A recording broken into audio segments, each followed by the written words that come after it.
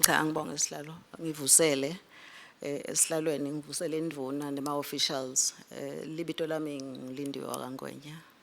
Ngiyabonga. Siyabonga Timbonga lehloniphekile sengidawucela kuniketa yona indvuna lehloniphekile.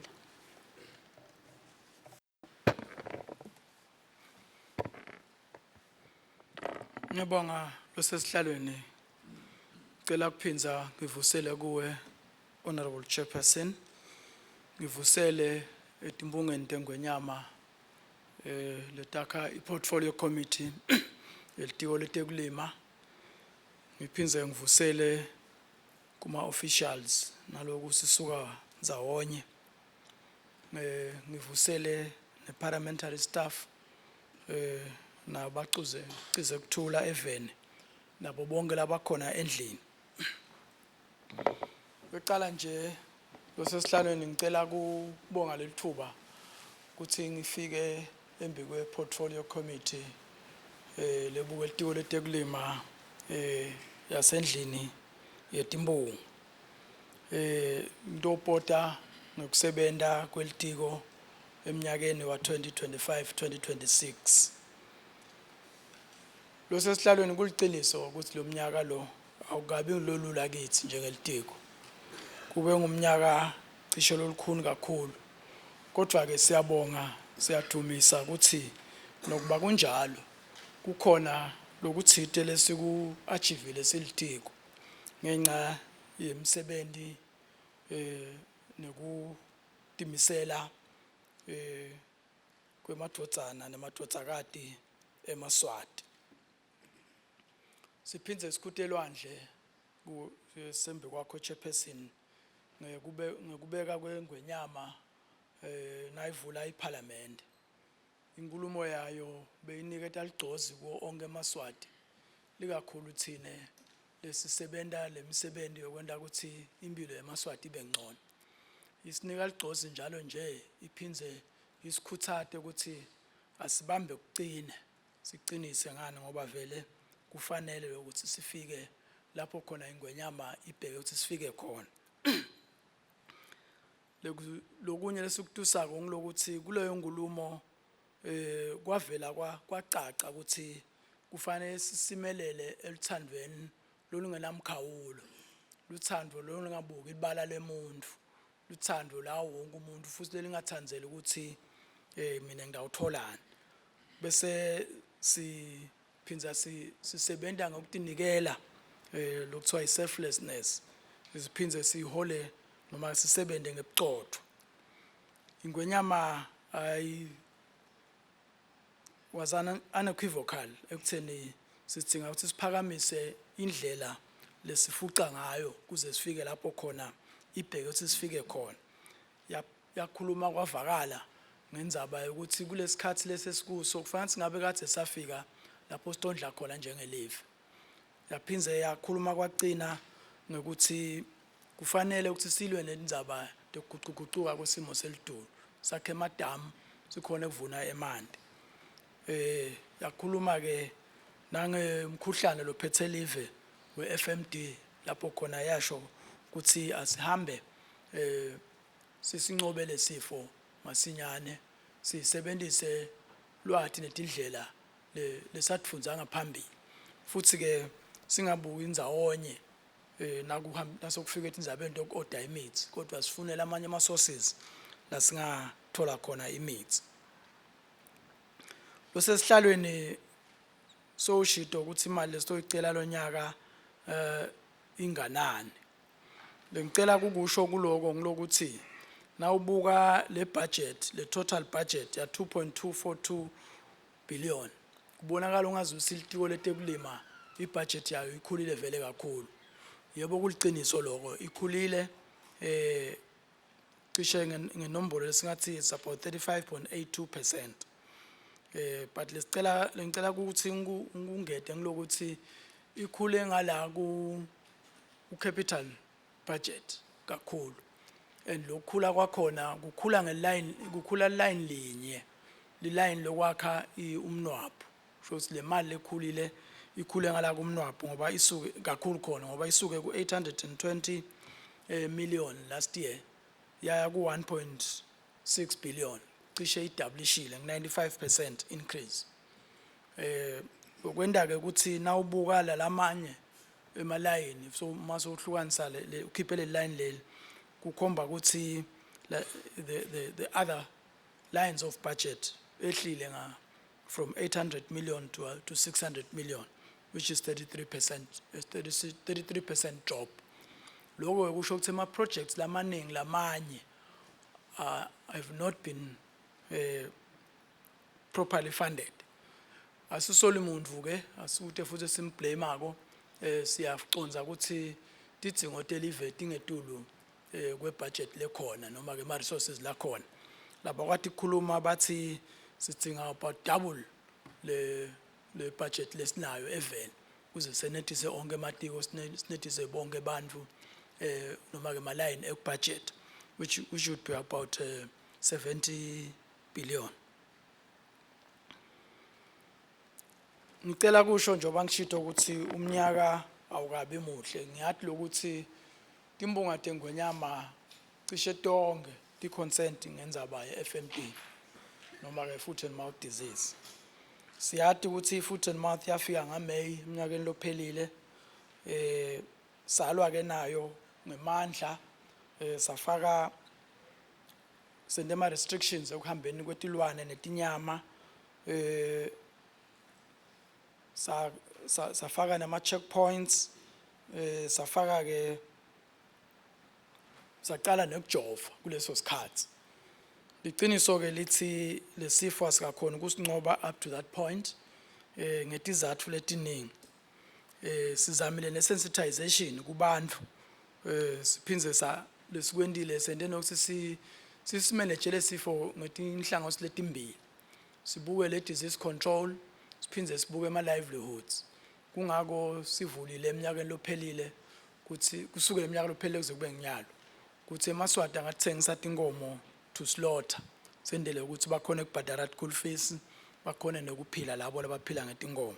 Siyaqhubeka ke siyayibuketa lendzaba ema livelihoods nanyalo nje kukhona lesikulungisako lokutawenda ukuthi kumbe engcenye abantu within particular zones bakhona ukuthengisela nanti inkomo tihambe ngoba lokuvala ngci kwenda ukuthi ukuphila kwemaswati kube likhona. Indzaba lenkulu lebanga ukuthi lesifo sisihluphe kangaka indzaba yetindalada delivery. Tindalada delivery tilivikelako setawa kanga ngoba lesifo singene kasihlanu indzaweni letisihlanu. Sekuqala sangena le emkhwakhweni salwa naso sasinqobela elubuleni. Kodwa ke sathi sicetha leso kwangena esinye kumambane kugcine songena esinye kaZombodze emuva kungena esinye eTulu kaZinyane kwenda ke lokuthi vele lendzaba yokulungisa lama cordon fences ibe mcoka kakhulu ngoba as long as letindalada tiwile kanti South Africa uhlaseleke ngandlela ahlaseleke ngayo bese kuba nale movement between the countries. This is a transboundary disease itawukhona kufika even.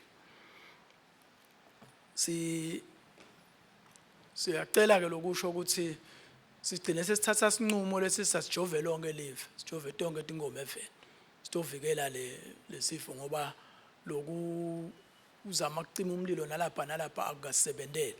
Nyaloko siku national mass vaccination seliviki lesi4 leli siyajova sakhe amabhande around le la ngoba nyalo nje kusuka la kubomanzini kwendlule khona la kubolobamba uyoshona kubosipiki bamshona imbabane bosipiki kusehlobile sesakha libhandi ke lengendansi kuboluve lelivimba ukuthi kungaqhubeki kude ngala lesijova kokulo.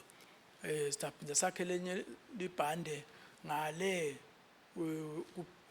kusuka bomanjengeni uhambe ngale kubo uvimbe ngekhathi bosimunye bothambo khulu wendele ukuthi bolo mahasha ingafiki ngoba khona singakafiki. So kusale lawo ma pockets bese ke siyabuya la ekhathi siyakhona siyajova tonke inkomo temaswati kuze ukuthi tivikeleke.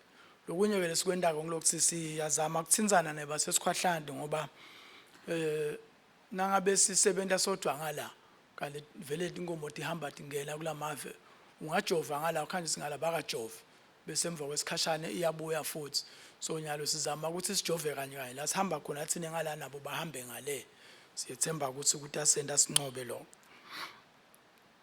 ngicabanga ukuthi umuntu asakhuluma indzaba tetindalata luhlelo lokuvusa indalata belikhona even besine siba nebudget line yokwenda indalata ngeminyaka lebe ile kubo 10 to bo 8 million kuleminye iminyaka I think nje umnyaka lapho sithi khona kwaku 8.5 manje ke kwafika iCovid kwabita ukuthi leyo ma funds adiverteke ayolwa neCovid sathi siphuma kuCovid sithi sicala sifuna kubuyela kule program kwafika iunrest nakhona kwadiverteka imali ukuthi kuyo reconstructwa indzawo lebese tlinyetwe iunrest as a result ke le project bese iyalimala yasina yabuya in drips and drabs says that nje kulomnyaka lesucetha vele kude ibudget ukuna zero budget but ke kulele minye lengaphambili betkhonyana etimali dabo 2 or 3 million esingathi average to 3.3 siyaqhubeka ke siyafaka indalata nyalo nje sesifake 26 kilometers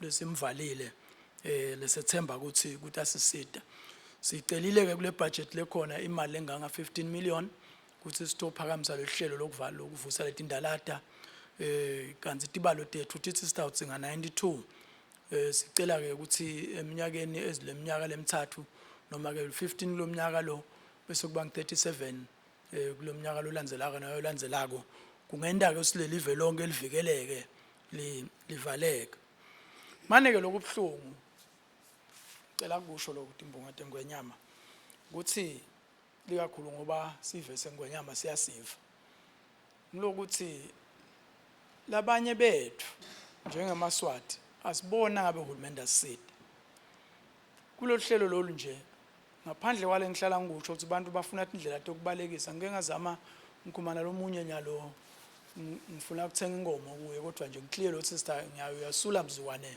sokuvulekile wathi hayi ungakubypassa lokwe FMD iattitude lekhona esiveni ukuthi ufuna ukuthola indlela yokubypassa nako konke kubhlungu ke lokho but lokubhlungu kakhulu ukuthi ludalade silifake emkhwakhweni a few months back so lebiwe nyalo sokude 10 weticu out of 12 tithethwe over an extended period extended distance sorry not period over an extended distance 2 kilometers or so bathethe either bayo biyela tingathe letemahlathini obabiyele emakhaya or lesikuvile lokusiphethe kabi kakhulu lokuthi labanye bathi hayi thina inkomo ngetethu sifuna ukudlisa la sithandza khona so noma bavulele ukuthi bafuna kuyodlisa lengensheya esikhwahlandi asisade kubhlungu ke lo uye kazinyane sikhanze bathethe indzawo ngiyabona nayo lenganga 200 meters bavele kwabuya sive badalisa phansi loludalada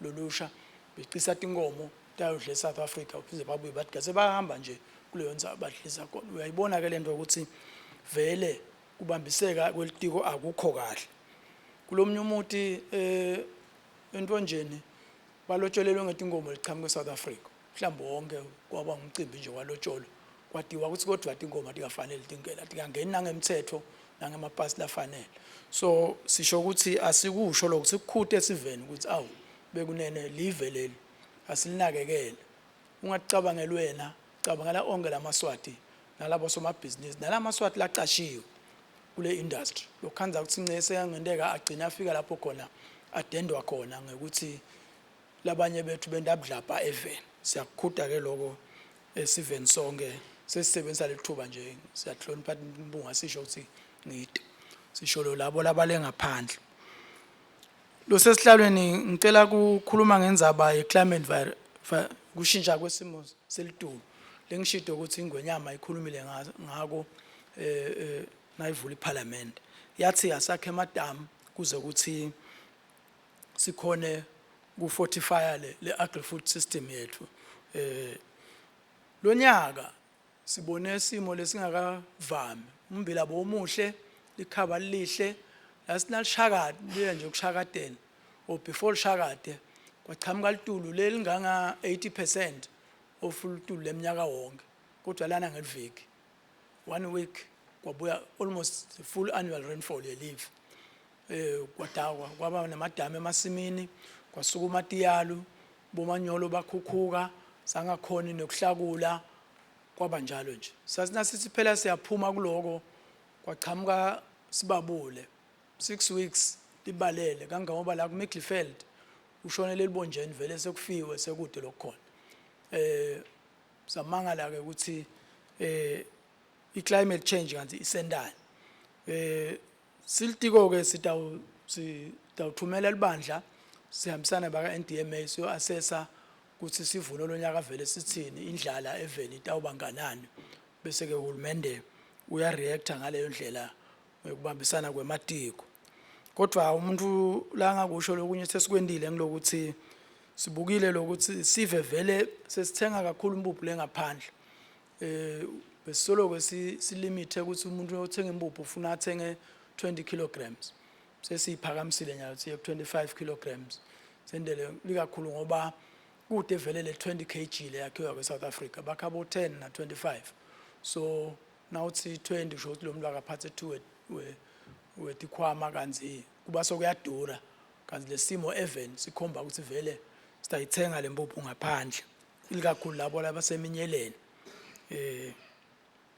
kulesimo lesi bengishito ukuthi ingwenyama ithite asifune indlela ukuthi sivikele lo guquguquka kwesimo selitulu even indlela lenkulu ukuthi sakhe emadamu nawubuka lamanti la hambile kuleli viki letulu lina kakhulu aselwandle nyalo akasisidi lesibabule lesikhala ngaso kube bezisikhanzela amanti lawo siwagcinile sawakuvulela nyalo sanisela ngabe asikhali ngabe liveli linothile sivuno sitaba sihle so njengelitiko ke kunemadamu lesiwabonile ukuthi sicela ukuthi akhiwe kulesikhathi lesifishane noma in the short and to medium term siyathi ukuthi umnwapho vele soyakhiwe empakeni kutaba kuhle leyo ndzawo itaba covered ihambisana neThemba Dam but kunalamanye amadamu lasithupha lesiwaproposile lafaka ekhathi iNondo Dam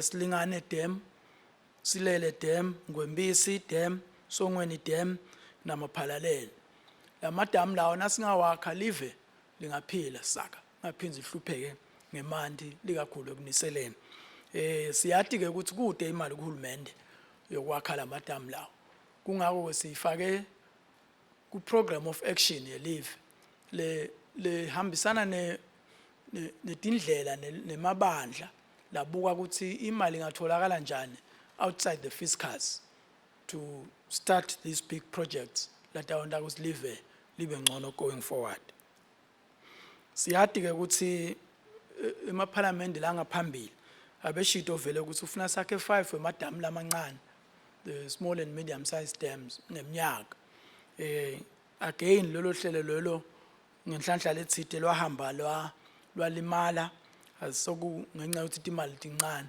sekude leyo mali nalonyaka nje ukhona 7.8 million kodwa lo 7.8 million akasuye wakhe emadamu lamasha kodwa wesikwenet lesasala emadanyini labang 16 lebe sponsorishwe i-European Union lesawakha sawa commissioner yafaka ekhathi tinzawo njengabongwene la kwakhiwa khona so kwanyalo lonyaka vele kulukhuni kuleyo ndzawo ngekuthi ke nebudget vele yehlile kude kahle naleti indzaba tema city charges kusita lelitiko laka land ukuthi likhona kwakhe emadamu even ngicabanga ukuthi nasibuka lama budget lines siyabona lokuthi vele kunjalo impakeni dam ihamba kahle ngiyabona la ephepheni kusebholo 44% but seng 46% completion empakeni kwakhiwa nje kwale project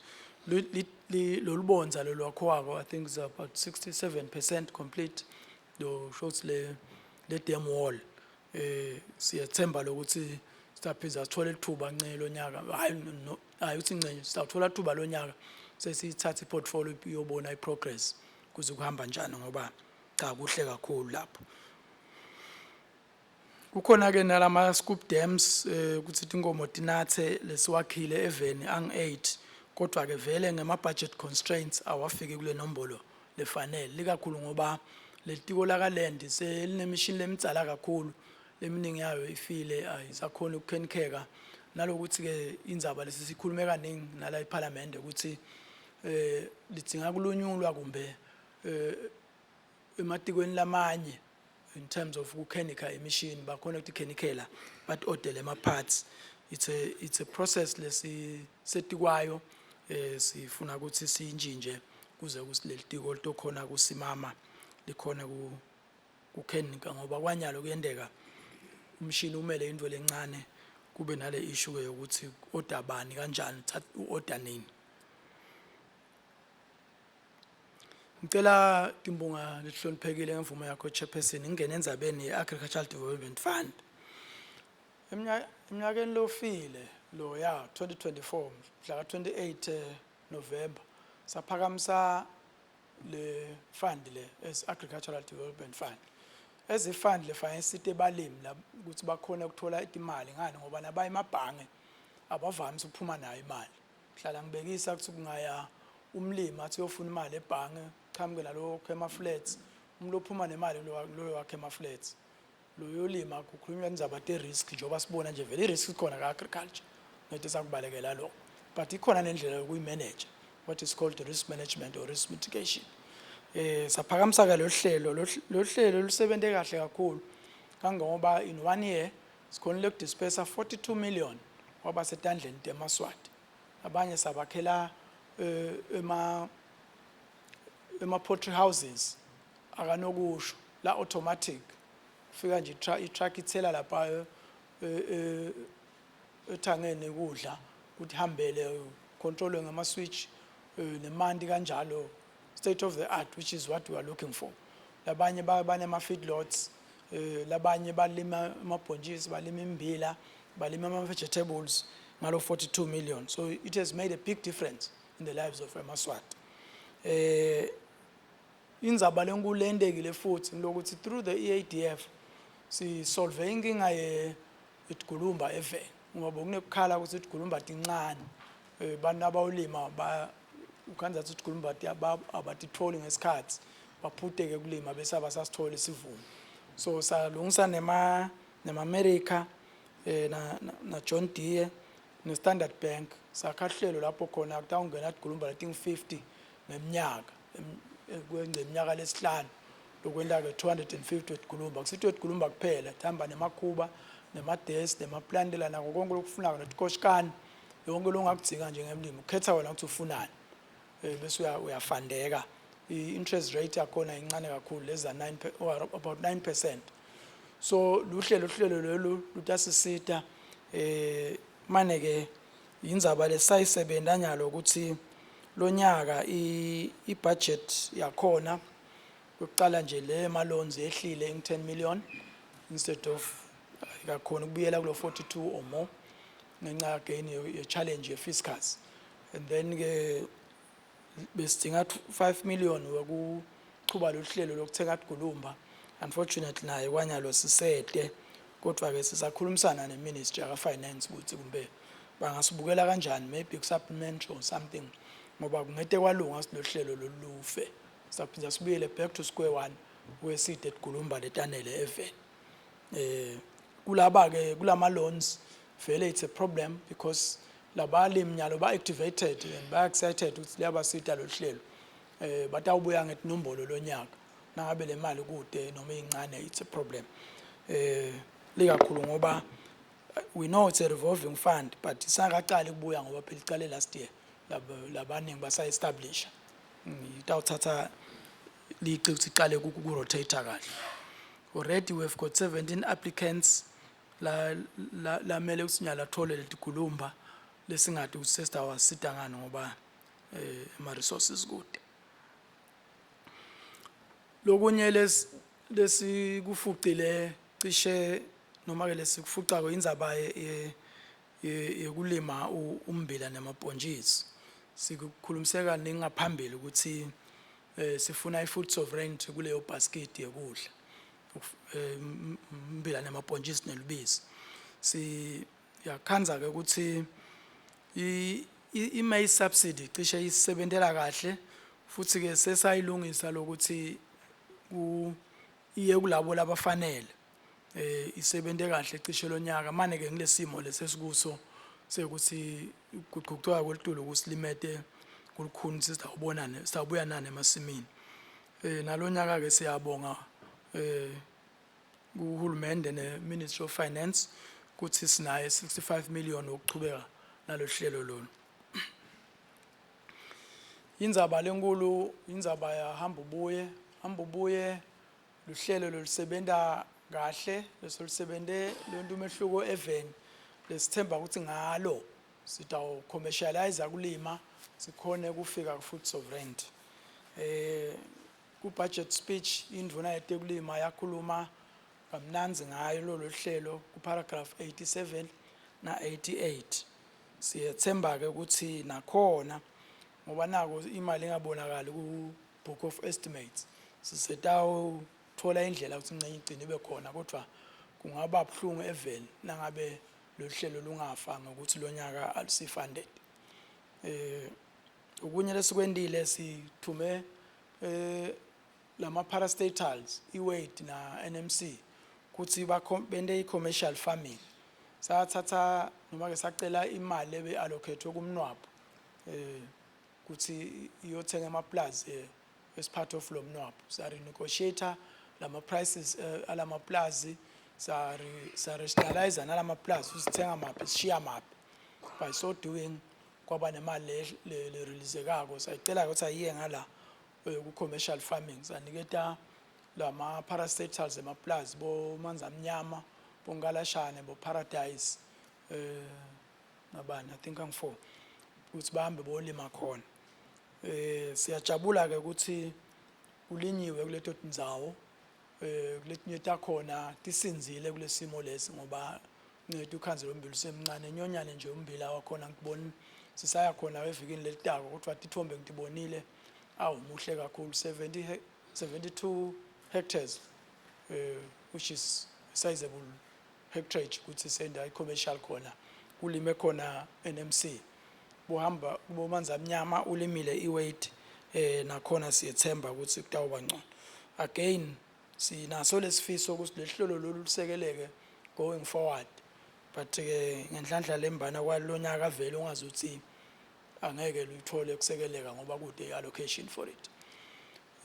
Siyacela ke ukuthi umuntu acishe ekupoteni agcine ngana indzaba lethi sisebente kakhulu eminyakeni lophelile ekukhiliteni amabhontshisi njengoba sishito nje sivele sifune umbila namabhontshisi. Sakhicita amabhontshisi lang 1039 tons 1039 tons sisuka ku 377 awubuka ke lokukhula lokho is about 3 times which is good and that is where we were aiming ukuthi sigcine sifike kulo 7000 lothengwa live. But ke i-challenge lekhona ngilokuthi kwanyalo lamabhontshisi awakhoni kuthengiseka ngenxa yokuthi kwangena amabhontshisi kungena amabhontshisi aqhamuke South Africa afika crowd out lawa kithi lakhicitwe ngamaswati sendileke lokusemandleni ethu njengelitiko ukuthi sivale emagede njengoba umthetho usivumele sicontrol ukuthi angangeni lamabhontshisi manje ke ngenhlanhla lembe again sikhanze ukuthi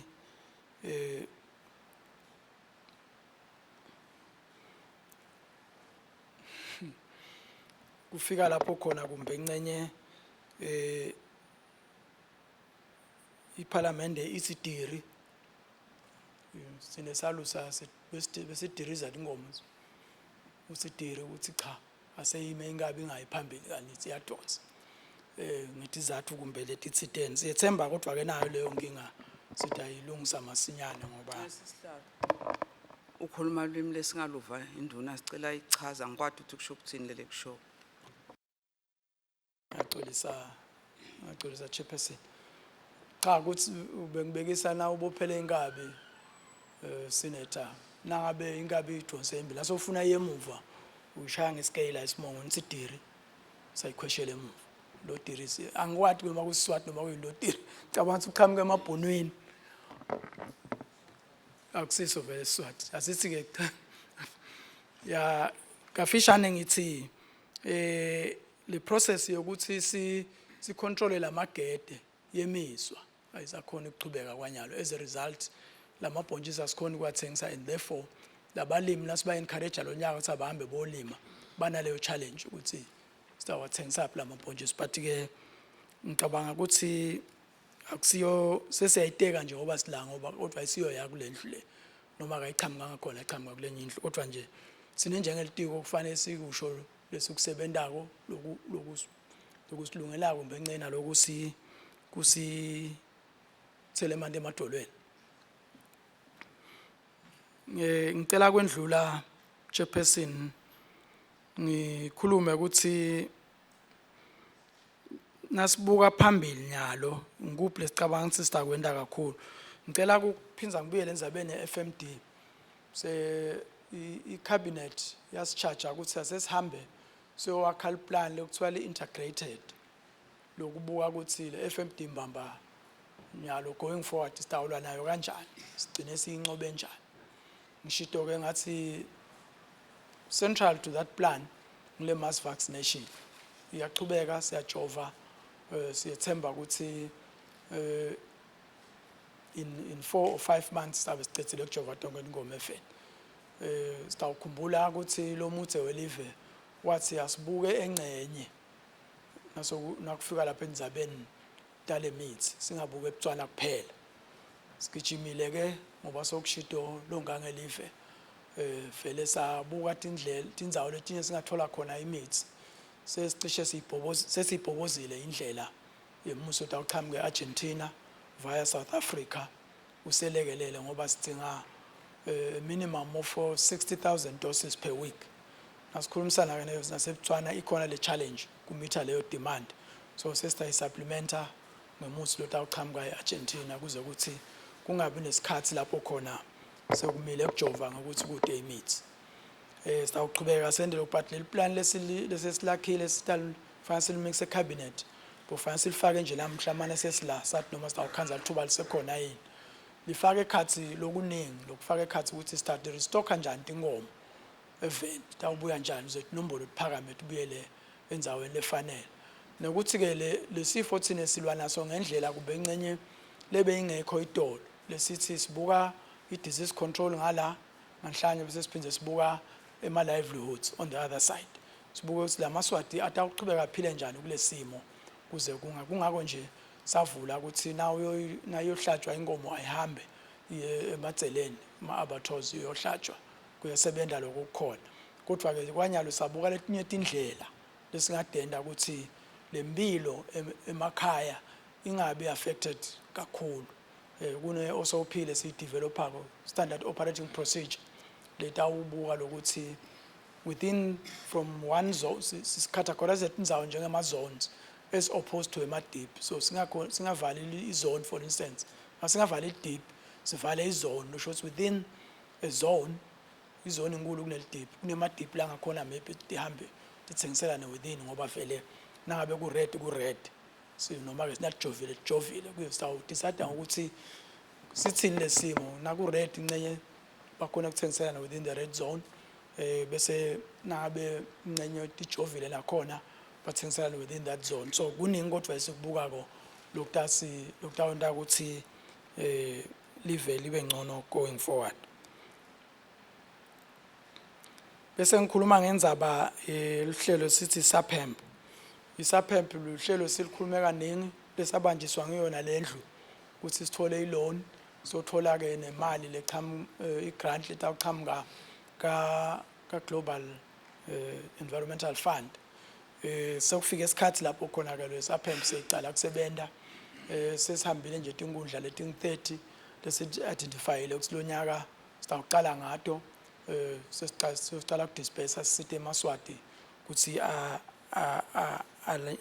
alime phansi lelo hlelo indzaba yemadamu siyachubeka sizame ngaloko lesingazama ngako nokuba ngencenye site kahle imali kodwa singeke siyekele sitawuzama lokusemandleni ukuthi kube khona amadamu lesiwakhako sithembe ukuthi lawa lamakhulu esikhulume ngawo atawungena ku stage ye feasibility study kuze ukuthi akhona ukuchubekela phambili. Kunehlelo ke lolukhulu lesilu ngalo lutawuqala lonyaka lesithi iEOP, Eswatini Youth Opportunities and Employment Program, something like that. But Eswatini Youth Employment Opportunities and an Employment Creation Project. Anyway, lihlelo lolubuke labasha kuthi sitaba sitangani lusha lwethu kuthi likhone kuthola amathuba yokusebenza. Lusekelwa i-World Bank, lu-implementwa nge-EWAIT ngala etikweni lethu. Ngiyathi ukuthi ama-macro projects ngale ka-economic planning nayo tali-implementa nalo siyethemba ukuthi tawunto umehluko ku-unemployment event. Sitawuqhubeka nehlelo lethu lapho siya khona esiveni nehlelo lesithi taking the ministry to the people. Sesilungise nendlela futhi yokuthi si accelerate kuthi sivakashele inkundla letiningi ngesikhathi lesifishane ngoba kuleminyaka lemibili endlulile ukhanza ukuthi Sanibona ngokuphatamisa Mbonga. Ngiyabonga kakhulu Chairperson. Ngiyaxolisa kakhulu nasendvuneni ukuyiphatamisa. Ngesi Chairperson bengibuka indzaba yesikhathi indvuna seyivakele sesincane lesikhathi lesibanazo itolo nje egcine kwenteka wagcina sangakhoni kubuta sonke ama questions. Ngiyabonga kakhulu Chairperson. Siyabonga Senator Mvota, indvuna bese isonga seyigcedzile vele Mbonga lehloniphekile.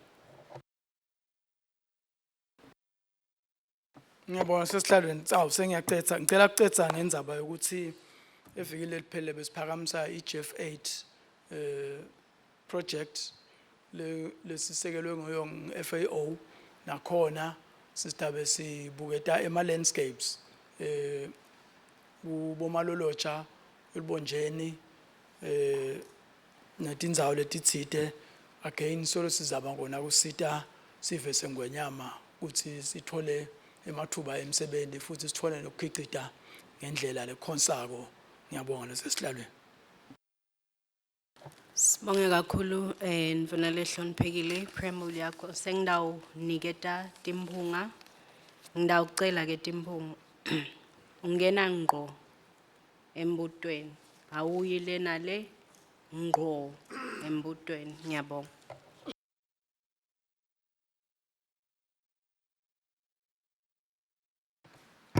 Ngiyabonga kakhulu Chairperson.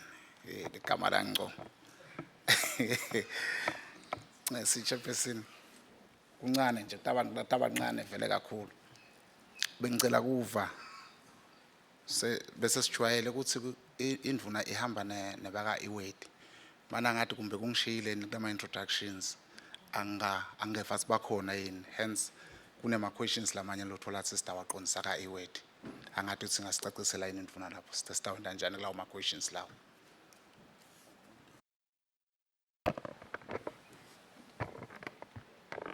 Asixolise endlini nathi sibathe siyakhayita emehlo hlaba phansi vele kodwa phike sitawushayela utawusendela CEO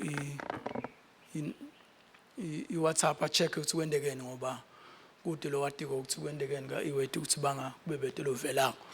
Kodwa ke emibuzweni sitawuzama lesingayikhona Senator lo hloniphekile nangabe isehlula sesitayiletha in writing.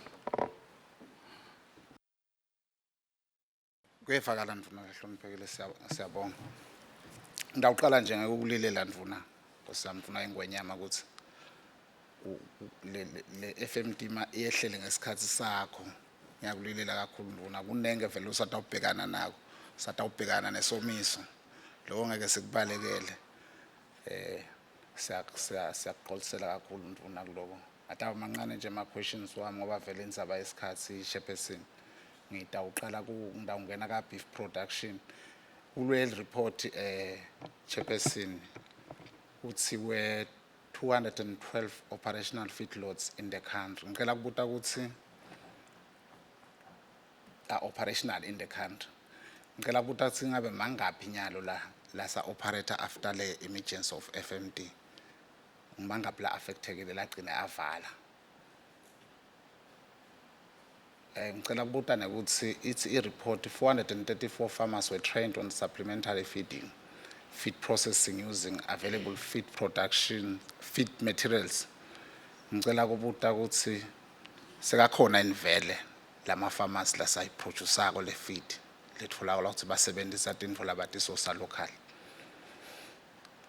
Ngitawungena ka veterinary department la kunalenkinga kakhulu khona ye-FMD outbreak. Ngicela kubuta ukuthi endvuneni ukuthi indzaba ye-FMD sicale kuyiva komakhelwane khona e-KZN 2019.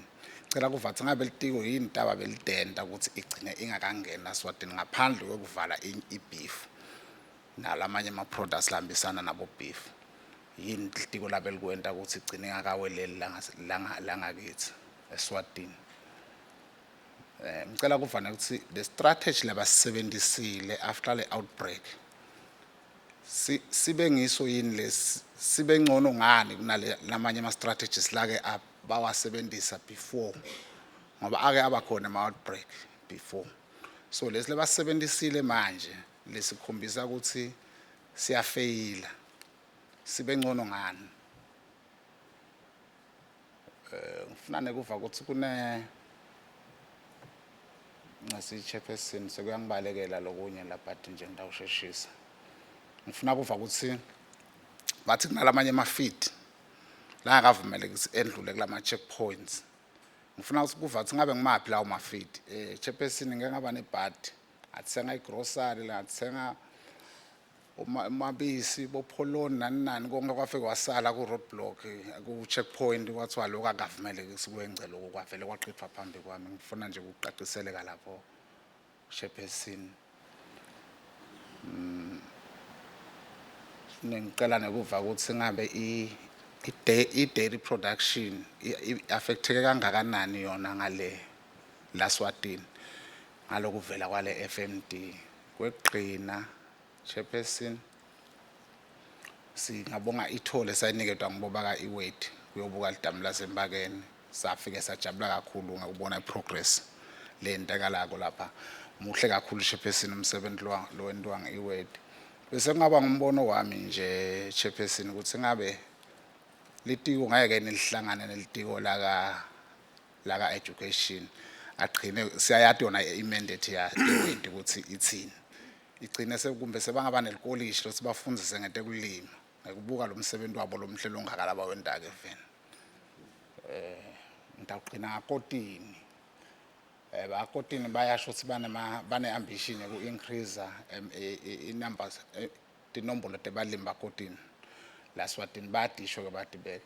Kufuna kuva nje ukuthi ngabe bawendile ema workshop ukufundisa labalimi laba labafisa kulima lokotini ukuthi hayi lokotini lona losolinywana la usafana lo wakutsala labe kutfola ukuthi udlakula ka5 uyafutha nemali beyincane nyalo babafundisa ngale ukuthi nyalo sesisebenzisa inhlanyelo efana nabo GMO leti ba fast konke sekungcono nemali seyingcono. Ngabe bawendile nama workshop ukufundisa lama farmers la ngoba hey la lapho sibuya khona ndzabata kotini basafuna kuhilisha labalimi akukabe. Ngiyabonga Chairperson.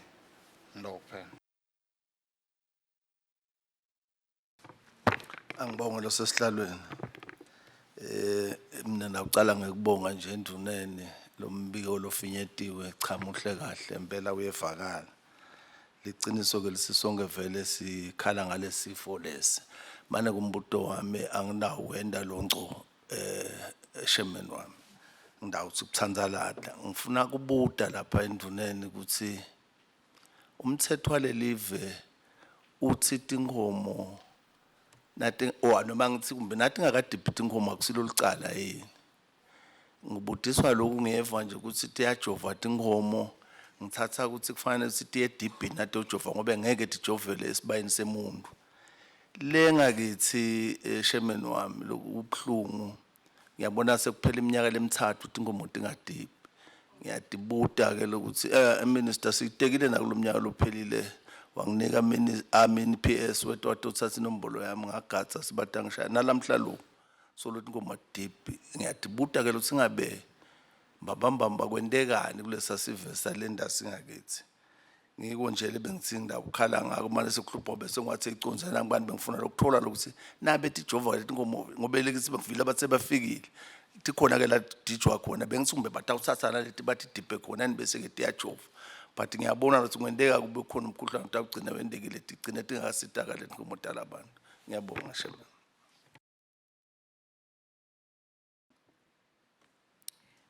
Asibonge umbiko wendvuna through you chair. Imbuto nje lempilo yocela uphathelene nebudget endvunene indvuna iteka ukuthi ibudget lenye yehle nga 33%. Ngiassume ukuthi operational budget yabo leyo lengifuna ukukuva ukuthi kuleyo budget inganani lebeyibheke ku capex inganani lebeyita operate kwabo itaba impacta njani le reduction lenkulu kangaka in terms of service delivery ngoba phela sikhuluma ngayo lapha i-service delivery indvuna ikabi sasitshela ukuthi lo 33% utasikhinyabeta kuphi kanganani yini ke lesingakwenda kwekuthi sibabambise kuloko ngiyathi ukuthi sikhasi sesishayile vele ekuthaneni ilungiswe kahle le budget kodwa asikeva le reduction lenkulu kangaka but abasebasebenta njani sitayibona njani le service delivery nalamaphupho lamakhulu kangaka lakhuluma ngawo. Kwesibili loku disturba ngokunako indzaba yemabhontshisi NMC ukuthi itolo sesive ukuthi live li importa 90% wemabhontshisi esiwasebenzisako seyenyuka ki production inyuka 3 times indvuna seyitosibikela ukuthi lawo mabhontshisi ayabole NMC yini le disconnect lekhona emkhatsini wa NMC litiko nanambodo ngoba phela nambodo uyacontrola ukuthi yini longenako kungene kanganani avule leso sikhathi aphinza vale kwendekeni la kwekuthi sithi kanzi bese encourage ama-farmers ukuthi awalime emabhontshisi nyalo sesithi emabhontshisi nawo asathengiseki kanti sive silo siyawadzinga emabhontshisi ngiyakuva lokho kuyi-importer but bekufuna ngabe ikhona indlela indvuna ikasichazele ukuthi yini imbambambamba le disconnect lele kakhulume ngako kusuke kwaba thuambigwa sengcondvweni yami bengifuna kuva kahle ukuthi yini imbamba lenkinga kuloko ka FMD umbuto wami wesithathu indvuna ikhulume nga 60,000 doses per week manje angeva ukuthi lo 60,000 doses vaccinate tinkomo letingakhi ideally kufuneka lokunganani nakwentiwa ngalo 60,000 doses sitawucedza nintonke letinkomo la even le nale epotini bengithi ngizama ukulandzela ngiyabona ngimlolo ngaka understand kwesibili lapho ndvuna be through you chair bekukubuda nje ukuthi phela kune one health system nakuthiwa kuyavalwa kuphinze kuvulelwe abantu ukuthi bahlabe ikhona indlela lekhulunyiswana ngayo ukuthi kuvakale kahle ukuthi lesikhathi kudliwa tinkomo letingadibhi netinkomo letinga vaccinate kanti na FMD kwendani empilweni emtimbeni wemuntu angati kulo one health system ukuthi ingabe nani nikhulumisana nithine betempilo ukuthi ku addresseke lo kwegcina ndvuna siyabonga iprogress empakeni siyabonga lamaphupho lamakhulu alamadam labikwako la silona nasenda speech from the throne sikhulume ngekuthi asesi plane long term lekubo 40-50 years ingabe lamadam lekhulunywa ngawo asabitwe nangemagama nje kusho indvuna isho sisebentiwe bo feasibility kubukwe ukuthi maybe ufuna ngabe sesicala sithola le plan over 50 years sitobona ukuthi nembala siyachubeka ngoba letinkelebhe noma tigujwa letinye tivela by mistake ngoba kulungiswa imigwaco bese kuba ne-impact kwe-environment kuba ne-impact ekutheni kube nemani la stagnant la sabreed abo mosquito nalokunye lo bengibuta nje leminye sengidayiyekela ngiduna ngoba isikhathi sincane ngiyabonga sihlalo. Angmuche lo sesihlalweni cha siyabonga ndvuna Nkosi yami indvuna ipreambule yayo iyacaca vele sililo nje ndvuna njengalo lo myimpunga ikhuluma sicala ngekulilela ngoba lubatala lolungaboni ukuthi utawuwela phume kuphi ngoba ikakhulu nje sengidawugcina nje kunayo nje indvuna mina sebathethe konke lokunye kepha kunayo indzaba yokuthi indvuna le kulodalati indvuna la ikhuluma khona vele ingihlupha kakhulu leyo kuthi dalati kulamave lesicishe kunemaswati lavaleleka ngale ngaphandle ngawo lawa lokhanza kuthashaya tinkoma athi khipha nase kumandi ngala alalise ludalati atotidlisa ngala nalala abanye nawo batithathe batotidlisa ngala kuthi lapho mbambambamba kutawugcina kuthiweni ngoba njengaloku ukhuluma nje indvuna ukuthi uthi ungakefika ningefiki nekucedza kuhlanganisa dalati le labe nimfaka khona sekuvele sebavele bamfutile le sekude lo dalati lokusho ukuthi vele kusebentela emuva kude indlela lapha kubonakala ukuthi ikhona umjovo lo tawungena noma kube nenguquko letawendeka kulomsebenzi ikakhulu ke siyacabanga nje ukuthi kumbe encenye inkosi ikhulume ngagaphe love kumbe encenye inkosi yami ngesiprofito sayo sekunene kuthi ngaluthando lolu kokucabangela uqabangele nalomunye loluthando loluvelezwe lolwaNkulunkulu lokuthi nje nangenda lokhu ngibulala lomunye ngibulala lomunye wakethu ngidibulala mina ngoba nawubuka mbambambamba ibuhlungu kakhulu emaswati akholelwa ukuthi inkomo yinsila yayo njengempilo yesive semaswati laphila ngaso phathi ke uma nawubona lekusasa la nakunje bekunestation nawungena la kuhelele bekuthi now before ufike lapha utawufika khona kune overhead bridge before ufika phe siqangweni bethi ngena le ngaphansi imoto umbona adosa tingomo afika cance ngala ligagane na ajubela tuli ayibuka lapha enangwini cross etengala and uyayibona ukuthi inkosi ingonyama spirit of the throne ikhulumile ukuthi ase noma statistics basikafundisekini kahle simane sibuyele siyofundisana kahle lokuthi mbambambamba emaswati asaticaphele ngoba sitibulala thine awubulala lo muntu awuthona utisita wena ngoba wena ufuna imali ufuna kudla kepha kufa lo munye lengempilo ngathi nje indvuna ngileyo nje lengiphatha ukuthi ngabe taba indvuna itawuthi kutawugcina kuthitweni vele ngoba awuyiboni incubekela phambili lapha kuyiwa khona ngiyabonga losesihlalweni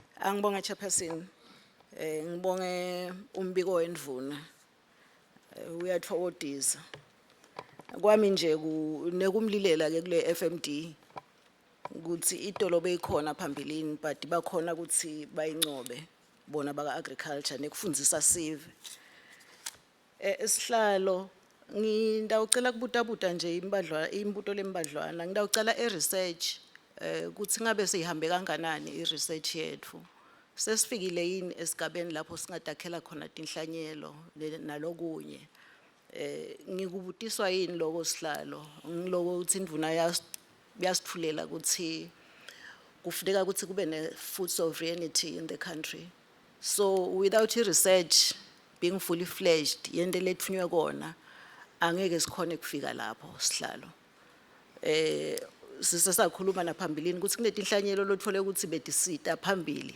la eSwatini ngeke ukuthi sihamba siticela sitithenga kulabanye bahle bativala manje kude la kungaba neprogress khona la kutahle kuvulwa phindze kuvalwe khona kwesibili sihlalo ngicela kubuta lokho ukuthi balimisi i-extension ngala ka extension service ungabe kuhamba njani ngoba phela labo bayinhlitiyo yelive ngibula bakhona kokufika kuwo onke emaswati lemakhaya ngoba kufanele ukuthi basitakale kwekuhamba kukhona yini mina usuggest ukuthi kuze kukhonakale kusebenzeka ama-extension officers should be well taken care of banikwe tincola tekuhamba hayi lokuthi bahambe bahayika preferably ema-4x4s khona bato at least ku-RDA ngayinye ke at least ibe khona imoto lenjalo ngoba kukhona emakhaya lakhashana lothole ukuthi tindzawo timbi kodwa bayakhona lokukhicita so ngeke bakhone kufika lapho ke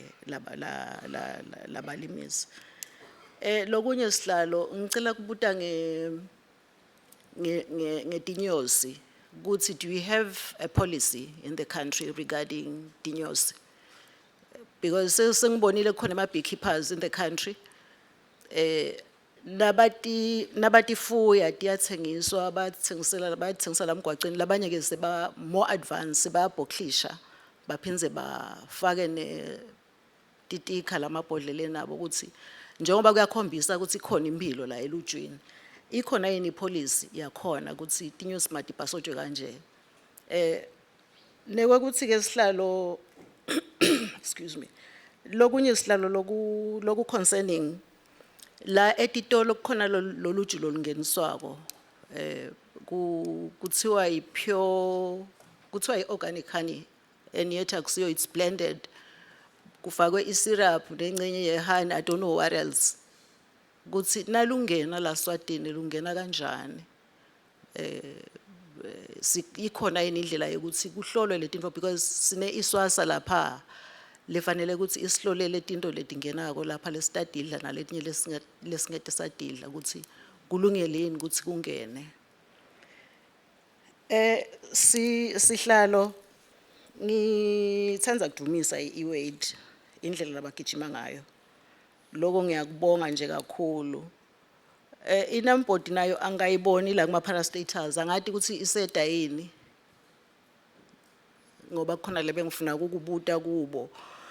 Anyway nangabe abekho bengicela kubuta sihlalo ukuthi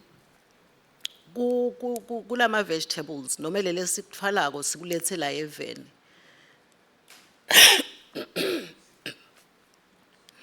kuloko lesikuletha la eveni sesisebenze kanganani in terms of ku replace ema imports especially bomazambane ngoba singakhona kwalima la eveni siwalimile itolo site bo anyanisi bengifuna kwathi nje ipercentage yakhona ukuthi currently from lo 90% it has gone down to say 80% or whatever ngifuna kuva nje ukuthi sekugijinywe kanganani ngalapho la kumanango. Nekwakuthi ke sihlalo nasibuka iclimate change kusobala ukuthi seku difficult kulima kutaba likhulu kakhulu eMaswatini kuthi ngabe lokulima endlini kuma greenhouses bafundise kanganani bafundisa kanganani bona baseNampoti kungasinampoti kuphela nje litiko ngidawuthi litiko selifundise kanganani ngalo lohlangothi lolo ngoba besingajabula ukuthi kube nemaswati labakhonako ukuthi balime balime lapha seTinango lapha esivokodvo nje sihlalo kukhona ama greenhouses la khona lapho and kulawo ma greenhouse ngicela kubuta nje ngoba leto tindlu leto bekufanele ukuthi takhiwe kuma RDAs kuma regions kuthi litiko ligcinele kanjani because apparently it's in someone's farm and yet uhulumende khona imali la ifaka lawo bekungema grants Standard Bank and ema grants lapha makahulumende kuthi nikubuke kungiko yini lento leyendekako lapha kuthi kutawuchutshekwa because initially bekuthiwe itawufakwa le ma RDAs regionally 111 per region but nyalo akuzange kwendeka lokho.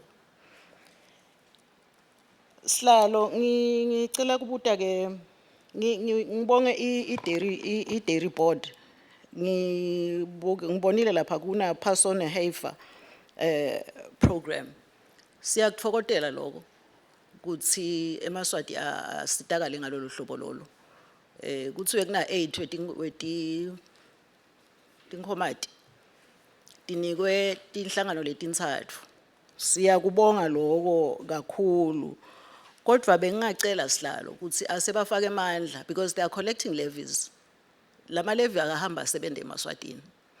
I'm talking about indigenous Swazis angisho lama projects yes ngibonile kunema projects la khona lapha kuna well managed farms dairy farms ngibekise nje bodal crew ba manager labo bosivokodvo ba manager labo ngikhuluma mine ngale kaGogo Mhlanga le mpofu emadelesini emhlangatana lekufanele ukuthi abe nenkomo akhona ukusida ikhona ukusida leyo nkomo isengwe ukuthi lapho kuhamba njani. Nakhona lapho sihlalo ngicela kubuta ukuthi kwanyalo lubisi lesilithatha ngaphandle lunganani lesilithenga lengaphandle lude la eSwatini lunga how many percent sito ukhona phela ukukala ukuthi sesingasebenta kangaka nanathi ngeke sikalele ukuthi sidaweni la kudla sidabe sesiyaliprocessa sendabo cheese nabo yinini bo yogurt nangabe seluningi khona lemakhaya kwendiwe ngilamaSwati.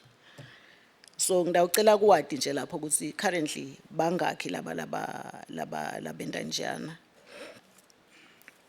Kwekugcina sihlalo ngala kuma loans kule loan lena lekuthiwa eSwatini Agricultural Development Fund ukuthi ipercentage interest 9%.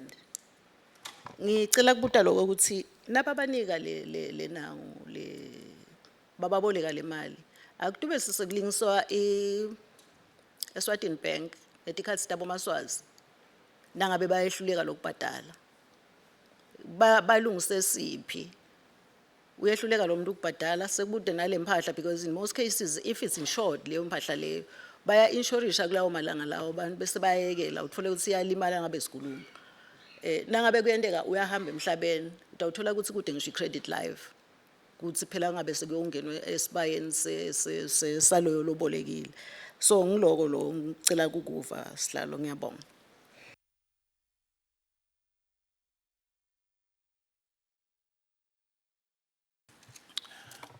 Angibonga lesihlalweni.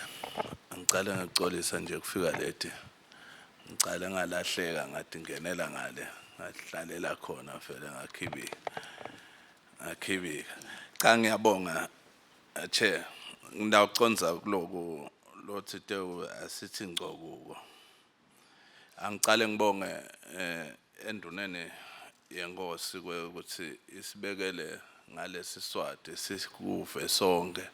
Nalaba sekhaya netalukati titawukhona kuyifa le preamble yayo sikubonga kakhulu lokho bantu labanengi sebakhuluma singisi noma seswatini batshele bogogo ngalokwenteka eveni labo ngesingisi. Angicale ngene lapha umbuto wami ekucala uthi bekungete kwaba kuhle yini Minister kule foot and mouth lokuthi ni engage bobabe tikhulu ngema region ikakhulu ngalokuthi laba bypassa khona le foot and mouth baleme imangweni labantu lapha beba khona labo dalada baphethwe labantu baphethwe emimangweni futhi kwenteka le emimangweni eqinisweni deliphelele bekungete kwaba kuhle yini lokho ukuthi ni engage labo babe labaphethe labantu oba ikakhulu nangabe kuyalotsholwa nje kuyalotsholwa kuyabikwa emphakathini umphakathi ukhiphe umuntu loyoba liso lawo le nangabe ke sekubulewe inkomo leti suka eSouth Africa kumele umphakathi ukwati lokho nawo ubuke lokho ukuthi njengoba lensila lena kuyinsila yemaswati tinkomo kusibambe lapho sibancane ngakhona nawuthatha umfati kufuneka inkomo uyalobola kufuneka inkomo lento leyo bengicabanga ukuthi bekungaba kuhle ukuthi engage labo babetikhulu. Umbuto wami wesibili khona lapho kule foot and mouth ngibuta lokho ukuthi njengoba kusibambe lapho sibancane ngakhona nasetijovile betingete takhululeka yini nangabe lapha tiya khona kujoviwe nalapha tisuka khona kujoviwe timane tendele process yokuthi kuyawulotsholwa nebantwana bafunza ngato letinkomo nyalo nje kume yonke into bantwana sihleti nabo emakhaya ngesizathu sokuthi asisakhona ukuthengisa le nkomo uhambe uyobhadalela umntwana esikolweni utayithenga utayihambisa phi bengabe benibukele uphi lohlobo lokuthi kumane around la eSwatini nangabe kukhona lesitijovile lena lapha tiyakhona jovile le lapha tisuka khona jovile timane titransporteke tikhone ukukhululeka angabe bekungete kwaba kuhleni ukuthi sibuke licebo lenjalo. Umbuto wami wesithathu lengicabanga ukuthi uyagcina kule eSwatini Agricultural Fund angabe uvumelekile yini umuntu nakamunye so ufuyile lo muntu ufuna kuyothenga iplaza akakhona kuyothenga iplaza uyayikhona yini uyithola leyo mali leyo noma ke so ulitholile le plus so ufuna kuyothenga sigulumba sekulima nakamunye angakhona yini kuyithola leyo mali. Ngiyabonga lo sesihlalweni. Sihlalo siyabonga induna nje umbiko wayo siuvile siufunzile nakuthi ke uthi asigijime singasabuka emuva sihlalo sesita ukushiya lokunenge sekucabanga ukuthi nje sihlalo umuntu bengisolo ngihamba naye induna nayenda lemvula umlomo yayo ifike yangilahlekela naye ingena indzabele emabhonjisi induna alahleka angaphinzi ngeva lutho emva kwaloko nayithi induna si bekumnanzi isho kulima kwethu amabhonjisi nekukhula kwabo kwaba kuhle kwaba nje yayi ngathi ngithi ngilalele yasithi induna kunemabhonjisi la ngena even achamuka kokumakhelwane basukumile balitiko bagijima bazama kuyawuvala emasangweni ngochabe kunene emaswatane emabhonjisi kuleli veleli siyabonga sitawubuya nasekukwasa sikhona leshoda ngawo ngivasa phatha le parliament mane yasikhuluma lolwimi lengithitheka ngiluve induna lengisolo nanyala ngichazeleki kahle lokuthi le parliament uthi ithi induna kwendekeni iparliament yende njani ithi akuvulwe emagede kungene emabhonjisi la iveni kube kunemabhonjisi la emaswati angeva kahle ngicela ukuthi sibuyele lapho ngivile lothi induna ayifuni kuyigwabula kahle lendzaba iyasihlolisa nje iphindze yambonya masinyane ayigwabule induna indzaba igwabule nje ibeke baleni ukuthi ithini induna ithi parliament akuvulwe kuvulelwe ukuthi kungene amabhonjisi kunemabhonjisi la iveni kungathenga amabhonjisi emaswati sithenge kuhamba kusho le parliament le yafunga le yakhethwa abantu lekangwane ukuthi betele laba tomele emaswati noma ngulenye la ishoko ayingichazela induna angeva kahle angisakhoni vele esihlalo umoya wami vele sowuphathamisekile nje ke lapho kepha ke ngalokuthi ngithemba kakhulu le nduna le etawuqhaza ukuthi ithini. Ngicela kubuyela climate change sihlalo climate change kude lesitawukwenda isikhathi sekugcina iBhayibheli isitshelile asabuyele emuva sekufuna sithole nje indlela tekuyembili le irrigation system ngiyifundile lapha ebhodini yayo induna sihlalo ngiyayiva lokuthi akhona labo drip irrigation abo bani bathi mathi ngayilalela lento ngayifunza yavakala into lena sifuna umuntu lonemali ngiyatibuta lokuthi sitawona njani ngoba kusho sikukhona labalabali mashukela ngoba bona lelisaka labo linemehlo ayabona thine bembila nje ngabe sitawuthini vele nje angiboni lo sitawuthini uma ngivile le pot but ngangeva le solution ethi yalokudula yasho na acknowledge ukuthi this is expensive ways ekwenda ukunisela but good le solution ukuthi kutawuthwana lama GMOs angifuni ukungena kuloko sihlalo because I have my reservations ngama GMOs asina choice it's clear siyavele siyakuwo however lento lekayenda emhlabathini angisungena sihlalo ngidumise nje ukuthi John Deere nasesiya eTigulumbeni ngimbonile mina ngihlede ekhabo John Deere. It's one of the best machines la khona la khwako lesiwabonelela limako. So siyadumisa ukuthi induna ithi seyishadile nebanikati bakhe John Deere uthi abomngenisa 50 ngeminyaka weTigulumba. Kuhle lokho. Siyakudumisa lokho. Ngicela nje sihlalo ukuthi kuze vele singayibambelela induna ngibike lokho ukuthi tinja tamati ka Jove isihlalo ujovela emaloko. Uhlekani chief athi ka Jove isihlalo tinduna tinja abantu abama baka Jove. Ngabika etiko ukuthi bantu abami abaka Jove nokujovelwa kesha kuthiwa yini Butsatsha yes.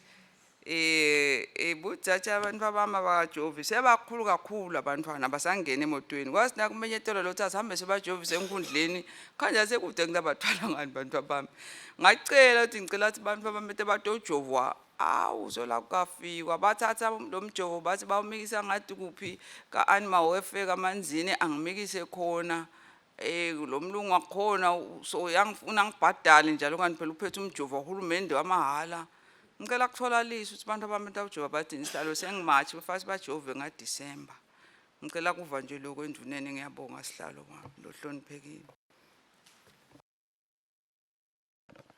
Ngiyabonga sihlalo ngivusela wena ngivusela indvuna nelitiko ngixolisa ngekufika late ngiqale ngale ka DPM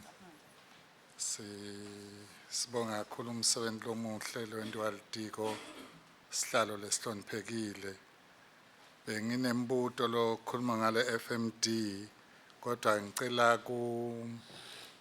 kwenda nje ube mncane necomment ngiyendele encane ukuthi this morning ngilandzelane nendvuna ngijabulile uma ukuthi ngiyibone yehle emotweni ishikisha lapha yana ayikangiboni yona kodwa mina ngiyibonile nami ngehla ngase ngiyashikisha ngasho lokuthi wenda sibonelo lesihle siyabonga ndvuna ngendluleke lapho ke sihlalo kuyevakala ukuthi litiko akhona ama strategies laba wenda ukuthi indlela yokuthi banqobe lesifo bengicela kubuta lokho ukuthi ingabe ama resources are enough yini noma batholene ama resources ekhulumende ukuthi bakhona ukuimplementa lama strategies labaqhamuka nawo balitiko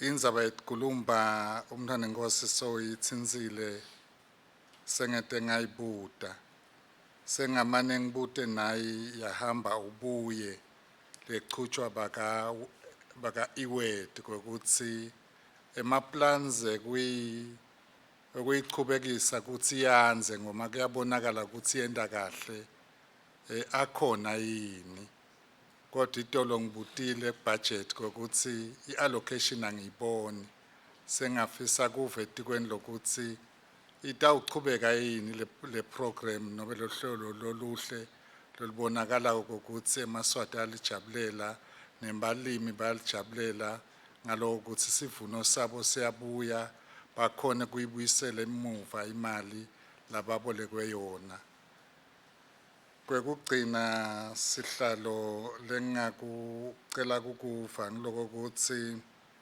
ingabe iprogress itsini ngale maize commercial farming leya ke indvuna yakhuluma ngayo angibonge sihlalo ngicela kugcina lapho ngiyabonga sihlalo. Siyabonga Timbunga Tengwenyama nami ngindawo cela minister ukuthi ngibe nembutwana lembalwa umbuto wami weqala kilolitiko ungala ka animal production siyabona broiler production yenda kahle kakhulu even Timbunga ke setililele live ukuthi we have lost our FMD free status but kuna avian influenza lesisete yena silive siyadvumisa kilolitiko for the measures la khona kokuthi lesi sifo noma lo mkhuhlane wetinkhukhu ungangeni ngoba na kuphela iFMD seyingenile iprice ye beef ayisaphume esitolo ibeef nyalo so emaswati lamanengi sekaphephela lapha eTinkukhwini engabe litiko lingasinika nesiciniseko kokuthi angeke kwendeke kokuthi i-avian flu silahlekelwe ngule status kokuthi ayikho even. Ngisese lapho etikweni beef production sengikhulumile kokuthi impela kuhle kakhulu ngala ka broiler production ekubeni nekokuthi Numbod akungeni nje lokuyinkukhu even eSwatini ngendlela lesenda kahle ngayo eTinkukhwini. Ka beef production ipoti ikhombisa kokuthi kuna 212 operational feedlots. Lekuncane le nombolo yincane kakhulu for live leline access leline quota na EU kokuthi sihambise inyama yethu iyathandwa. And ngingathanda ndvuna kwendlulisa lokuphumile, it's public knowledge lokuphumile kube ne article le publishiwe last year ya Eswatini Bank. Uthi Eswatini Bank sowumile ku finance ema feedlots. And the reason amile ku finance ema feedlots, it is the price of the feed in Eswatini. Feed prices are unpredictable, they change rapidly, they are not regulated. Engabe litiko, can litiko set limits on feed cost? Engabe ndvuna kungete yini a regulator lama prices as much as we are celebrating ema wins kuyo kubo broiler production tingulubeni, but let us not forget laba labancane labathi mebaqala bayithola imali but nyalo emahoko sekavaliwe ngendzaba yekudula kwekudla kwetilwane. Ngibonile ke potini kokuthi ithi poti ayafundziswa eMaswati kokuthi angakhanjani kudla kwalesilwane. Silwane lotasithengisa equality yale nyama. It all depends on the quality of the feed. If the quality of the feed is not good, angeke sikhulele silwane leyo nyama angeke ize ithengwe ngumuntu. So logo akukho sustainable to loyo small farmer waleto tinkukhu. Ngicela nje ukuthi litiko selike kulomnyaka decisively lisibukele indzaba yema prices ekudla kwetilwane. Sikhala nge-youth unemployment in the country, and yet live line quota.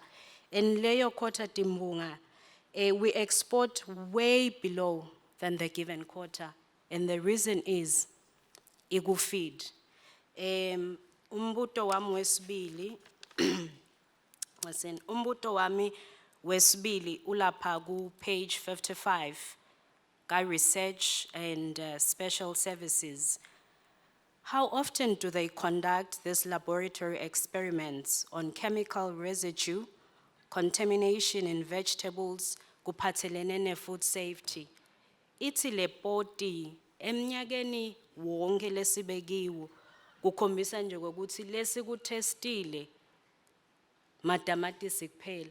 So konke lesikudlako lokusetitolo akukatestwa, asati kokuthi sidla kudla lokuphephe kanganani. Yini lokubangela kokuthi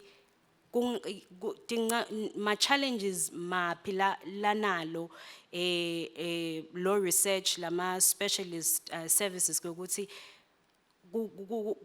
kutestwe lokudla lesikudlako kaningi esati kokuthi silive lokule sikuthengako kudla lokuphephile lokude the chemical residue lokude kuphephile nje. Umbuto wami wesithathu indvuna leseyitsinzile ukhulumenga EADF. Timbonga leti hloniphekile kude lokufana na EADF lokuhle hulumende la kwendele eMaswati. So uma ngabe EADF namuhla sekaniketwe 10 million. We say as a country want to achieve food sovereignty, and yet the very same thing that's going to help us achieve that sesiguniketa 10 million I understand bahlonishwa ukuthi si Senate we cannot block i-budget approval, but we can suggest ama changes. Ngidawucela kuto Timbunga ukuthi siyibukele. Ibikile indvuna angisati noma kula eTimbungeni uthi de ume kuya umlimi kuya nalofuna kuyothenga i-truck, the commercial bank will give lona lofuna kwenda i-business ye-truck than the farmer. Ingwenyama minyaka ngeminyaka ikhuluma ngekuthi live alifike esigabeni sekwekuthi litondle, and here we are siphakela EADF lokhiphe 42 million simnika nyalo 10 million. What are we doing kule live? Sithini kulabalimi ngoba phela uma ubuka lokuhle kude lokufana nako lenikwendile ndvuna lokufana naloku kwekuthi balimi siyesathi uma uyoboleka ebhange baye bathi kufuna ubambisa ngani ke umlimi ngoba phela ufuna kutawuqala kuna nang EADF uma ngaba khona emandla Timbunga kwekuthi impela ike ibukelwe kabusha litiko nalo lelibalekile alibukeleke kabusha. 10 million is not enough. Good, a commercial bank that would give a farmer 3 million, 5 million. Good, ungahamba uliqede. It is only now kulokuhle lokwendiwe nguhulumende weMaswati. Ngingene embutweni wami wekugcina. Mane ke angwati impela umlangeno ke wawutsinza indzaba yema GMOs ndvuna. Siya understanda ema concerns. We understand konke lokuta nema GMOs. But is there not a safe way that we can introduce GMOs in the country? I mean, impuphu in South Africa, you get a bag of 10 kg or to 12.5, nga 50 rand. 50 rand. You come Eswatini, 120 emalangeni. So, imbela zitawulamba, sibulawe indlala. Uma singakubuki ngeliso ndvuna, siyacela nje mvuna kwekuthi ke engabe sengishilo mbona ngathi we understand ma concerns gokuthi concerns ngala kuma honeybees, you know, the gene flow letawuya, you know, to our wild species and my health risk akhona, but I should think there are safe ways that we can introduce. At the moment, I understand gokuthi one needs to get authorization from i-National Biosafety Authority uma ngabe ufuna kulima. But indvuna sicela sesike sibukete silive, because as I have said, in SA uyithola nga 50 rand because benda wona, and emave lasaye phambili noma ngabe kuthiwa kunayo le GMO, you have an option in your labeling. Uyasho ukuthi cha loku kunayo le GMO, kube ngemumvu kokuthi do I want it, do I want to buy loku lokune GMO or I do not want to buy it.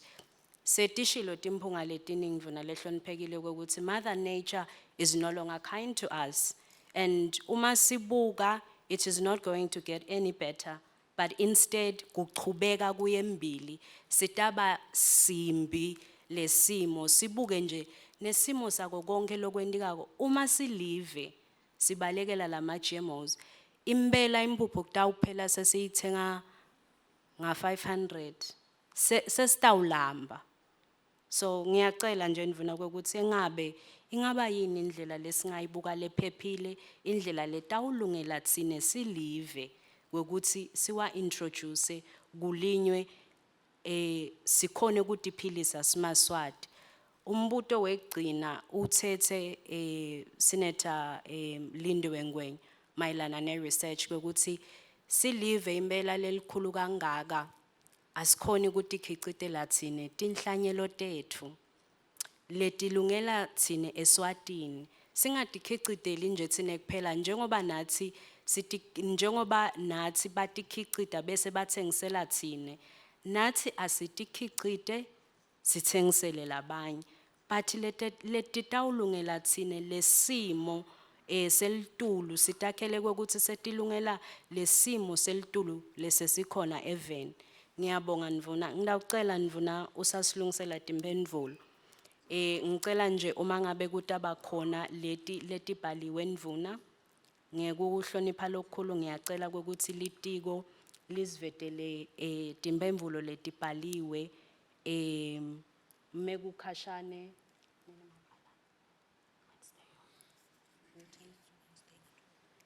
Wednesday before noon ngiyabonga Mvuna lehloniphekile over to you. Yes, Ndvuna, Wednesday is tomorrow, Baba.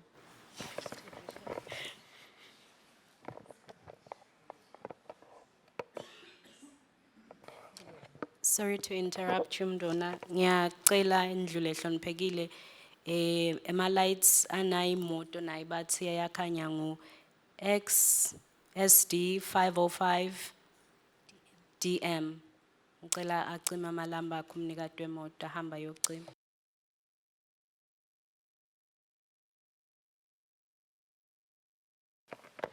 Yabona sesihlalweni I can see ukuthi sengina 12 minutes. Vele lokusho ukuthi letiningi titawuta ngalokubhaliwe. Ngicela kucala ngetikhalo sine umgomo la etikweni lesithi service delivery. Siphinde sibe nema values. Lafaka ekhathi lesiwabita ngasitile abanga uyafaka ekhathi lo esumela ukuthi ukhuluma ukuthi sifuna kuleketa i-service delivery. So nakunema badzala labantu engikhuluma ngabo nyalo ngebudzala kodwa nje ngiyacela kubabita ngeligama lethi ngema clients ethu nyalo.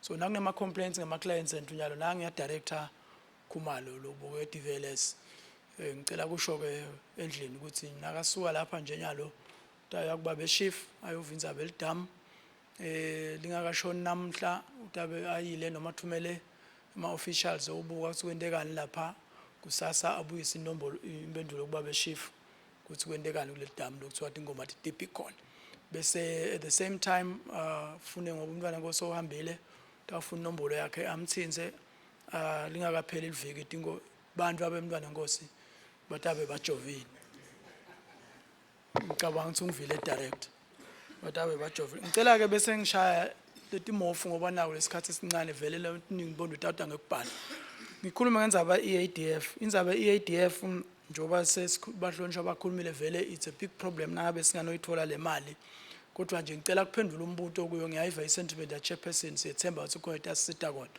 but le ngicela kuphendula umbuto lapho lotsite uyalithola uwedwana uyayithola le mali uyalithenga neplaza noma thenga sigolomba liqiniso lithi yebo konke lo kule batch nje lesifandile kulomnyaka osuke khona simthengele sigolomba sa 2.1 million lesikhulu ngoba uneplaza ke vele so unalo leplaza bekathi ngasigolomba so simthengele sigolomba sa 2.1 million uyasebenza nyalo and vele akutshakalisi bani ngutawetwa nje nawo wethu nanibaningi nakhona siyanika kuya ngokuthi njani asinanto bese ngobe sithi lento umehlo kakhulu lohlelo esiveni bese ngicela kungena indzaba nema GMOs nayo ngoba ivele kabili ema GMOs timbonga lehloniphekile through you chairperson liqiniso leliphelele lithi sidla wona as we sit sidla wona.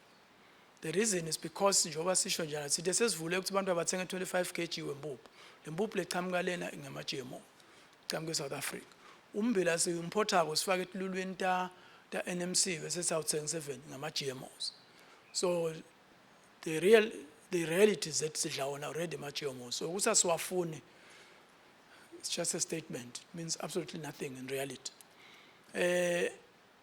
but inkinga lenkulu yawo lokuthi ngiko lokwenda ukuthi labalimi bangale South Africa ngilokunye kwawo akusiwo kodwa lokunye ngama subsidies nema economies of scale but lokunye kwakho ngilama GMOs kwenda ukuthi ba outcompete lamaswati ngale price nalama bhontshisi esikhuluma ngawo nje angenile ngoba ashiphile wona kunalawe emaswati because aproduce ngama GMOs nalombila kulamalanga nje NMC ukhiphe isimemethelo sokuyehlisa iprice yokuthengisa umbila athengisele ematikayo because so importer lo qhamuka South Africa lo qhamuka South Africa ngoba GMO produced ushipile.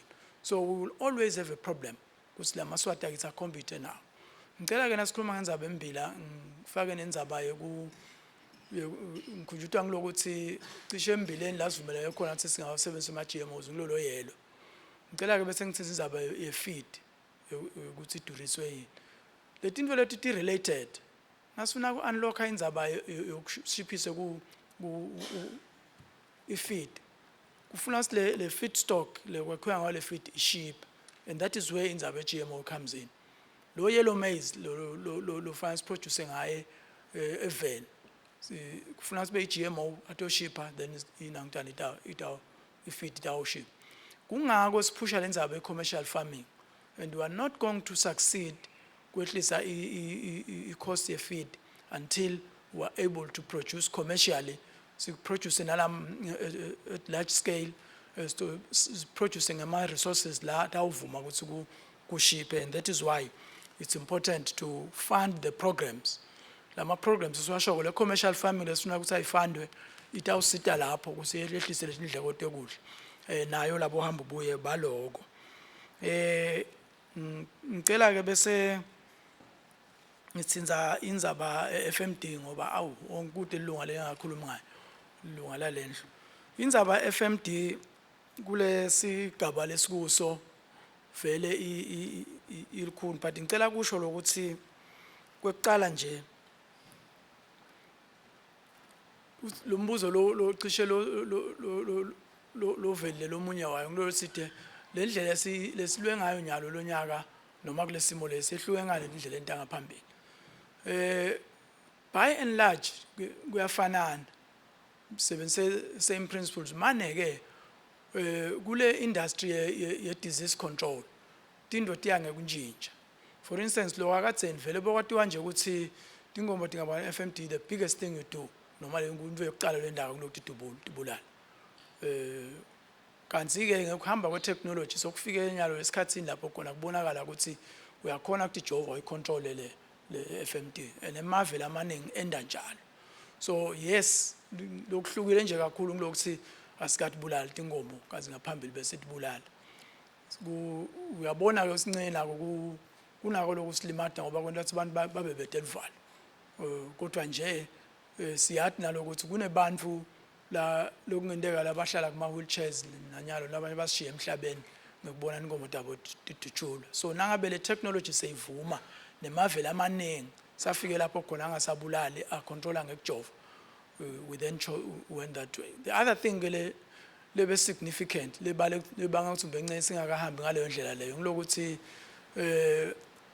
with the advent of the constitution sekulukhona ukuthi ungayedama nje ufike ukuthi inkomo setibeka phansi sitakunika imali engukuthi. In fact i-advice sitholile ka-AG was that akusindlela lekahle akusindwe lengendeka kalula. Funa ukuthi sithole i-court order yokuqala for each individual person ukuthi sivuna. Kungako nje lomunye wayingenisa ivota tince sayibona sayilandzela wafika naye ekhaya sathi siyacela ukuthi ayibulawe wala and kwakuthi indlela singayibulala ngayo until siye enkantolo. Sasitwa ke ukuthi lesive saba ngizosibuya sesiyangena siyamncenga leti ingene nje temalobolo ungeke usuke nje utibeke phansi until uye enkantolo uthole court order. Noma ungayithola ke incenye sis general bantu bavuma lo mnyu utawufika uthi offerisha 10,000 ukuyibulala ingomo yakhe athi hayi lena ngijamula ukuthi lona worth 50 ngicela 50 unani ngavumelani lapho you can't put it down. And so these are the changes la amanye ama structural changes la khona kulesimo la ngile barrier yangale for instance I red line yangale bo stake bo sorry yeah le kalanga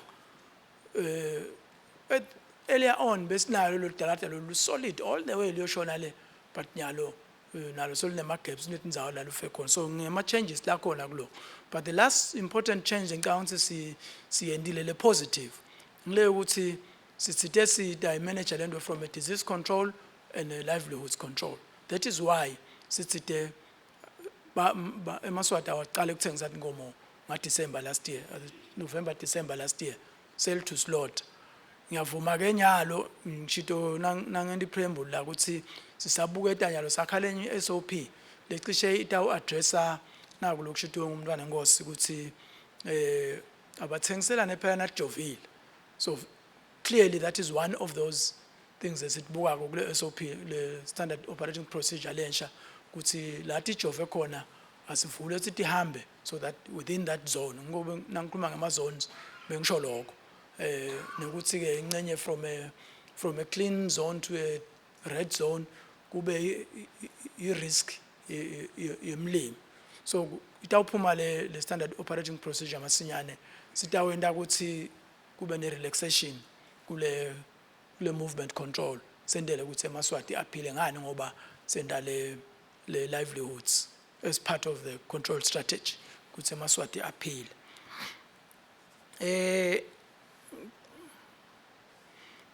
Sekudiscuss kodwa ke ndawumisa ngichairperson nambe ngiyema indzaba ye-avian flu ukuthi singasiniketa isiqiniseko ukuthi ngeke ingene awungaba likhuni kwenta isiqiniseko ngoba kude vele sifo lesilethwa ngumuntu ngemabomu kuba ngema systems noma ke ngama issues la khona around. So sitawuzama konke lokusemandleni ukuthi singangeni avian flu kodwa siyethemba ukuthi ngeke ingene kodwa kulukhuni singathi namhlanje ngeke iphindze ibe khona. Ngifuna lokubuka lokucishe lokucommon. Oh indzaba lenkulu. Indzaba yokuthi sithi iParliament yasishaya ngesikey. Ngicela lithi telunga ngigwabule manje alisekho.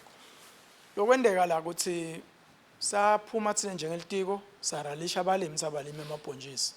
Sabaralisha futhi sabalimi umbili. Sasebenzisa leti khwama leti labo EADF nabo hamba boy sabafanda ukuthi bakhona kulima baphuma vele balima emaswati nalimile aphuma emabhonjisi. But because of the first problem lekhona kwaba kune disconnect between NMC na NAMBO because those are two parastatals. That's the first problem there abakhona. So as a result, as long as although we have a planning meeting lesibakanye kanye sonke but nase siphuma sisebenta NAMBO wavula emagate angene emabhonjisi la GMO la shiphile while kanzi ngalapha sakhona kwaba naleyo disconnect. But ke sa realize ukuthi sokwendekile lokho njengelitiko saba sesithi cha sawabala futhi sabona sokungena enganani ngoba phela kuba le records ngama import permits aya indicators onganani sabala nasingamisa lokuthiwa aqhubeka angene for skats. I think it was about 2 months singasiklerisha lesitoko semaswati athenge lamabhonjisi emaswati aphela. Unfortunately ke kwaba ne motion ngona sithi iParliament kwaba ne motion leyathi hayi asikuyekele lokho kanzi okay nathi besicabanga ukuthi hayi nozibesicabanga vele sebenzele imithetho lekhona levuma basathuma yena NAMBOD utsaka noma kwasukuba NAMBOD wa realize ukuthi hey umsebenzi wami angawendi kahle angisale ngiwenda ngivala wafala. But ke kwaba ne parliament motion le misa lokho yathi ke nakumile iportfolio ayihambe yobuka silamabhonjisi akhona yini akhona vela lapha kumasilo seyili portfolio yabona lapha kumasilo ka NMC manje unfortunately iParliament system it's until kubuyele le report eParliament the status quo remains. So solo simile so yangena amabhonjisi and that is from last year around October or thereabout. Ngicabanga ukuthi kubo September October nakwendeka lo. So nasikhuluma ke ngokuthi bushayeke lidolo besisho lokho.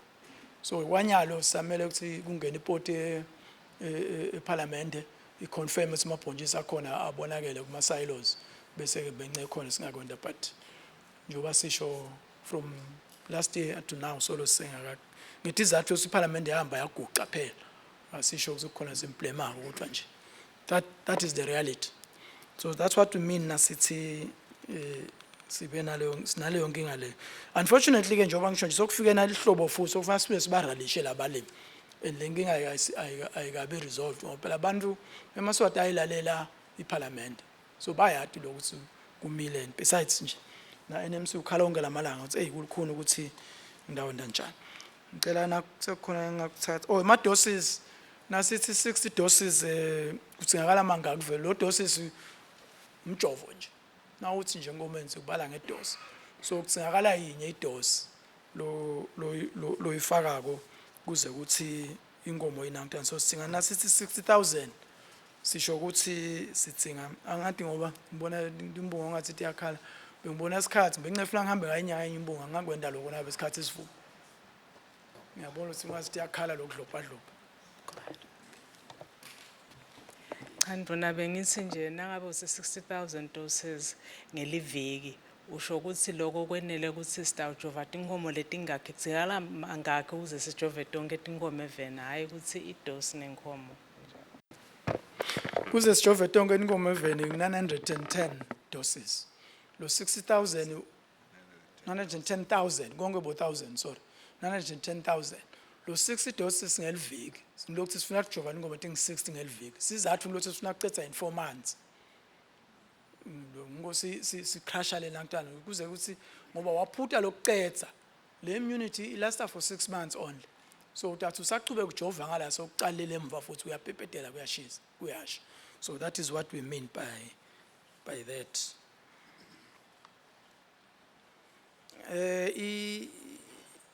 indzaba yokuthi bantu baya bypass I checkpoint ike yavela nangale House of Assembly I think bayisho sathumela abantu babuya basitshela ukuthi hayi cha kuvalekile kunemuntu lohlala lapha edulu abafuthe nabo kule lapha eGumtree kodwa ke ngicabanga sifuna siphinde sihlole ngoba into tiyendeka ukhanze ukuthi ncenye bokungilelo langa nje umuntu wakhona so emva kwaloko sekuwe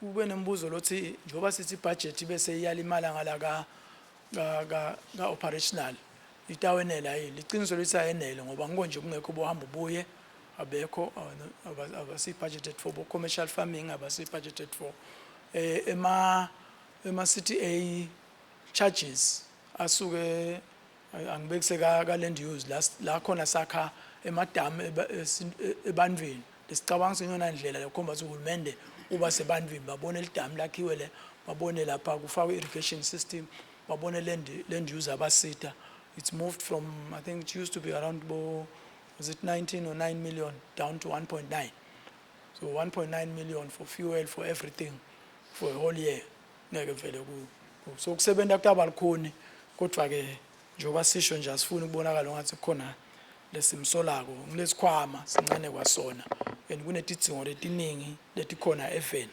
letibanga ukuthi le mali ungathi ngabheka khona ngiyabona chairperson so khwehlelela kungimisa siyabonga chairperson Siyabonga nduna lehloniphekile ngicela ukuthatha leli thuba ngibonge sibonge nakilo litiko ngibonge Timbonga Tengwenyama ngibonge nabomabhalane sengicela kuvala umhlangano siyabonga